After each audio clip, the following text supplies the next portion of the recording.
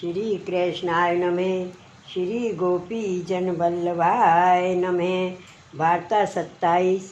अब श्री आचार्य जी महाप्रभु के सेवक माधव भट्ट कश्मीरी में रहते, तिनकी वार्ता को भाव कहते हैं। भाव प्रकाश।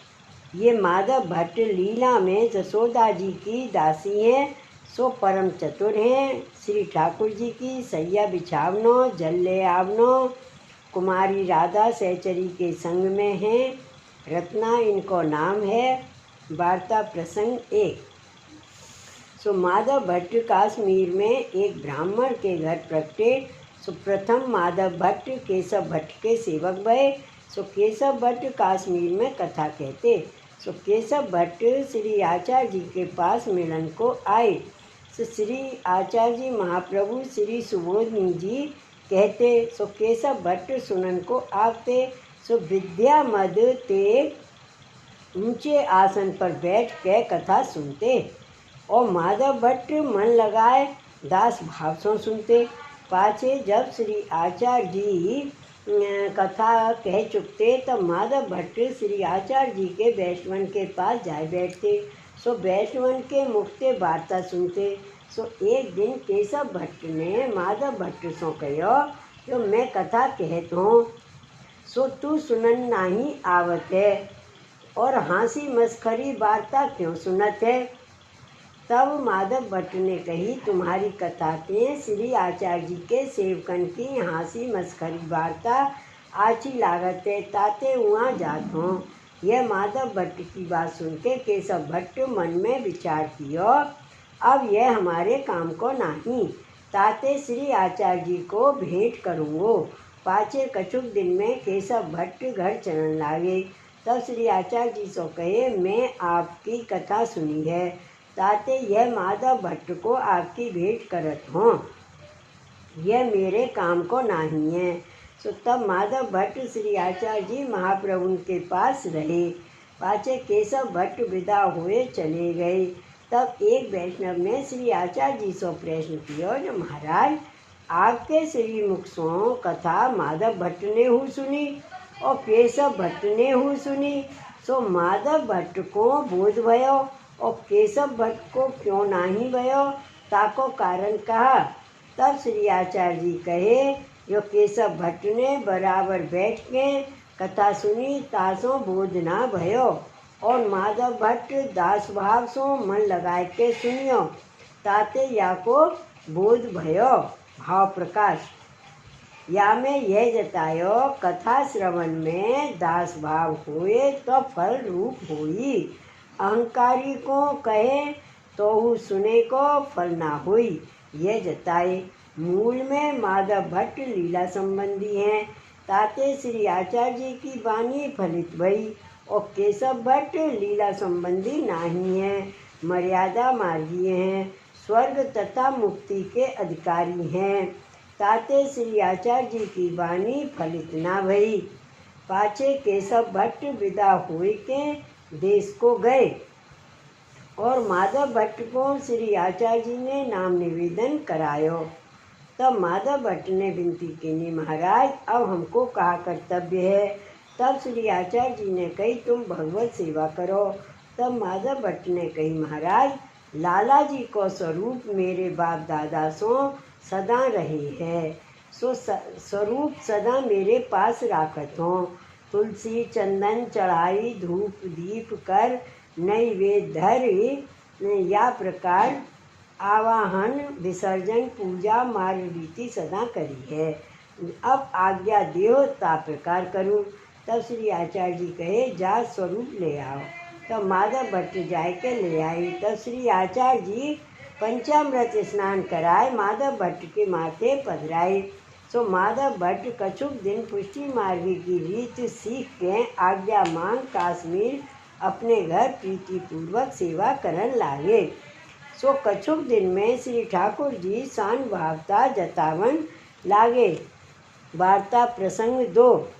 और जास गांव में माधव भट्ट रहते, ता गांव में एक बड़ो गृहस्थ रहतो। सो बाको एक बेटा हतो, सो मर गयो। तब उहू बहुत दुख सो विलाप करन लाग्यो और कहो जो या को कोऊ जीवावे तो मैं जीऊँ, नाही तो या के संग मैं हूँ मरूँगो। या प्रकार कहे गिर गिर परे धरती पर लूटे। सो एक वैष्णव और आए निकलियो। वो गृहस्थ की दशा देख के कहो जा गांव में माधव भट्ट सारी के भगवदिये हैं, तहाँ ऐसा दुख क्यों होई।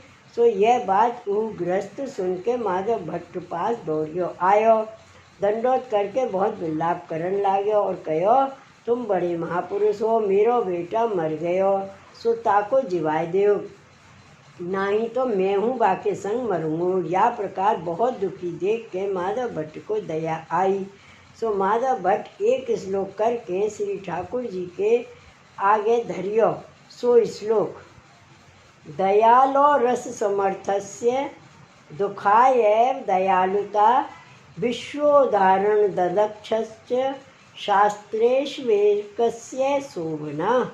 भाव प्रकाश। या को अर्थ यह है जो तुम दयाल हो सो कैसे दयाल हो, असमर्थ पर दयालता तुम ही करत हो। काहे ते दयालता को लक्षण यह है जो दुखी पर दयालता प्रकट हुई सोई दयालता है। सो ऐसे एक तुम हो और विश्वोद्धारण में चतुर एक तुम ही हो।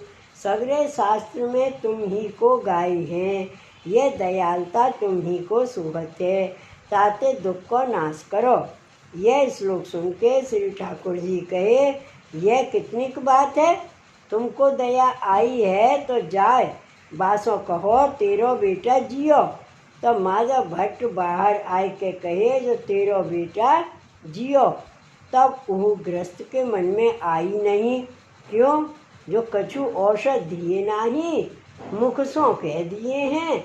इतने में वह गृहस्थ के घर के मनुष्य ने आय के कहो तुम्हारो बेटा जियो, बधाई देव। तब वह दौड़ के घर में जाए देखे तो बेटा जियो, बधाई करी। पाछे कहो माधव भट्ट बड़े भगवदीय हैं, जिनके वचन ऐसे हैं जो जियो कहत मात्र बेटा जियो। पाछे रात्रि को माधव भट्ट अपने मन में विचार कियो जो यह कार्य मैंने बहुत अनुचित कियो।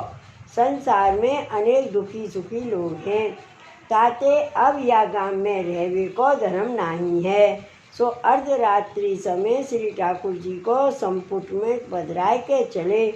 सो अड़ैल में श्री आचार्य जी के पास आए रहे, ताते वैष्णव को दया हु विचार के करनो। लौकिक में महात्म प्रकट करे ते गांव छोड़े तो धर्म रहो, नहीं तो पाछे बहुत दुख हो। तो ताते लौकिक की नाई रहे तो धर्म रहे।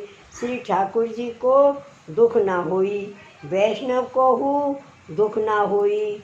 माधव भट्ट सर्व सामर्थ्यवान हते, परंतु तो भाजनो पर्यो, ताते वैष्णव को विचार के काम करनो। श्री वल्लभाधीश की जय। वार्ता प्रसंग 3। और माधव भट्ट को लिखवे को बड़ो अभ्यास हतो। सो श्री आचार्य जी महाप्रभु श्री भागवत की टीका श्री सुबोधनी जी करी। सो माधव भट्ट लिखत जाए, जहाँ माधव भट्ट न समझते तहाँ लेखन छोड़ बैठे रहते। तब श्री आचार्य जी माधव भट्ट को समझाते तब लिखते, और माधव भट्ट श्री आचार्य जी के आगे ऐसे बैठते जो पाँव ना धीसें। भाव प्रकाश। काहे ते शास्त्र में कहे हैं बड़ेन के आगे सिद्ध आसन हूँ ना बैठनो, और पाँव ना धीसे ऐसे बैठनो। सो दास भाव सो बैठते। श्री वल्लभाधीश की जय। वार्ता प्रसंग 4। एक समय श्री आचार्य जी महाप्रभु परदेश हते, तब माधव भट्ट संगे श्री सुबोधनी लिखते। सो एक दिन पिछली रात्रि को माधव भट्ट लघु बाधा को उठे, तब चोरन ने तीर मारियो। सो माधव भट्ट को लाग्यो। सो श्री आचार्य जी महाप्रभु को नाम लियो, और नाम लेते ही माधव भट्ट की देह छूटी। तब वैष्णव ने इनकी देह को संस्कार कियो। पाछे एक वैष्णव ने श्री आचार्य जी से विनती करी, महाराज माधव भट्ट सारी के भगवदीय को या प्रकार मृत्यु क्यों भई, या प्रकार मृत्यु क्यों भई।